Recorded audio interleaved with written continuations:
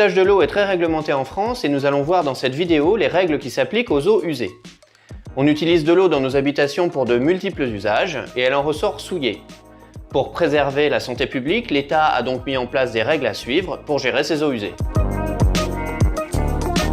Quand on parle d'eau usée, on parle de deux types de rejets. Les eaux ménagères ou eaux grises, qui sont les écoulements des éviers, douches, bains et autres appareils ménagers, comme par exemple les machines à laver. Et des eaux vannes ou eaux noires, qui sont les rejets provenant des toilettes.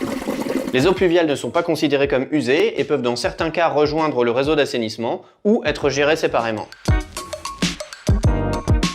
Il existe en France deux méthodes d'assainissement. L'assainissement collectif, communément appelé le tout à l'égout, et l'assainissement non collectif ou individuel. L'assainissement collectif est obligatoire pour les habitations situées dans les communes équipées de réseaux publics permettant d'acheminer l'eau usée vers une station d'épuration. Les polluants y seront alors dégradés et séparés de l'eau afin de restituer une eau propre au milieu naturel. Les habitations situées dans des zones non équipées d'un réseau collectif d'assainissement ont l'obligation de mettre en place leur propre filière d'assainissement. Il est interdit de rejeter ces eaux usées dans la nature. Tous les rejets de l'habitation sont collectés dans une fosse toutes eaux. Cette fosse a un double objectif. Elle permet d'abord la liquéfaction des matières polluantes grâce à l'action de bactéries anaérobies, c'est-à-dire sans oxygène. Et ensuite, elle permet de décanter les matières en suspension.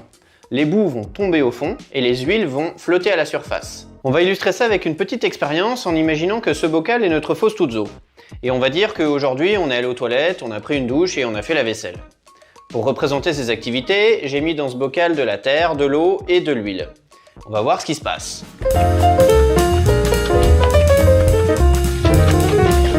Cocktail!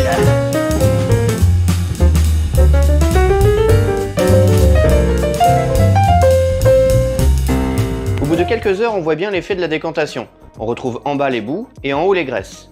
Il ne reste plus qu'à envoyer l'eau pré-traitée qui se trouve au centre, dans le système de traitement secondaire. C'est dans ce système secondaire que l'eau pré-traitée sera décontaminée grâce à l'action de bactéries aérobies présentes dans un filtre. À la sortie de ce filtre, l'eau purifiée sera rejetée dans le milieu naturel. Il est aussi obligatoire d'entretenir sa filière et de vérifier qu'elle respecte toujours les normes. Un contrôle doit être mis en place au minimum tous les 10 ans. Les installations non conformes doivent être mises aux normes sous 4 ans en cas de risque environnemental avéré. Ce délai est ramené à 1 an en cas de vente du bien. C'est exactement ce qui nous est arrivé. On a acheté une maison avec une fosse septique qui n'était plus du tout aux normes. Je vous rassure, ça vous tombe pas dessus comme ça. On le savait avant d'acheter la maison, puisque ça fait partie des diagnostics obligatoires dont j'avais parlé dans cette vidéo. La mise aux normes de l'assainissement de la maison faisait donc partie des tout premiers travaux que nous envisagions. D'autant que l'ancienne fosse se trouvait sous la maison, ce qui est pas top. Mais vous allez voir, c'est pas si simple. Bah oui, avant de commencer ces travaux, il faut l'accord du SPANC. Le service public d'assainissement non collectif, plus connu sous l'acronyme SPANC, est né de la loi sur l'eau du 3 janvier 1992 qui a imposé sa création aux collectivités avant le 31 décembre 2005. Il est en charge du contrôle de conformité des systèmes existants, de valider les projets de nouvelles filières avant les travaux et de contrôler leur bon achèvement. Alors comment ça se passe concrètement ? On a d'abord fait venir plusieurs entreprises pour étudier les différentes solutions qu'on pouvait envisager et obtenir des devis. Il a donc fallu réfléchir au dimensionnement, à l'endroit où installer l'assainissement et au type de filière. Le dimensionnement de la fosse toutes eaux est calculé en EH, pour équivalent habitant. Il dépend du nombre de pièces de vie de l'habitation. En gros, une pièce de vie égale un équivalent habitant. Prenons l'exemple d'une maison ayant 3 chambres, un bureau, un salon, 2 salles de bain et une cuisine. Eh bien cette maison aura besoin d'une fosse 5EH, car elle a 5 pièces de vie, les 3 chambres, le bureau et le salon. Le dispositif doit être installé à au moins 35 mètres d'un puits ou d'un captage d'eau. Il doit se trouver aussi à au moins 3 mètres des arbres et des limites de propriété.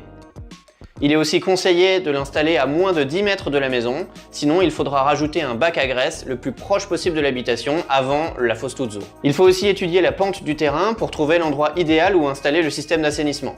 Et oui, l'eau ne coule pas vers le haut. Il existe principalement 4 types d'assainissement non collectif qui fonctionnent tous plus ou moins selon les mêmes grands principes. À la sortie de la fosse toutes eaux, l'eau est traitée en passant par un lit d'épandage sur le sol en place s'il a la bonne constitution, ou sur un sol reconstitué sur un lit de sable. C'est la filière la moins onéreuse, mais c'est aussi celle qui prend le plus de place, ce qui peut poser problème si on a un petit terrain, d'autant qu'il est interdit de planter un arbre à moins de 3 mètres et qu'on ne peut pas rouler dessus.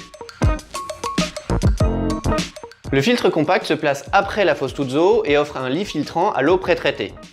Différents matériaux peuvent être utilisés dans ce filtre, comme la zéolite, l'écorce de pin ou les fragments de coco. C'est dans ce filtre que se développent les bactéries aérobies qui assainissent l'eau. Le gros avantage de ce filtre est qu'il prend beaucoup moins de place qu'un lit d'épandage classique et qu'il supporte très bien les périodes d'absence prolongées, les bactéries pouvant se nourrir du filtre lui-même. Par contre, c'est une filière assez chère et elle nécessite en plus un autre système pour évacuer les eaux traitées.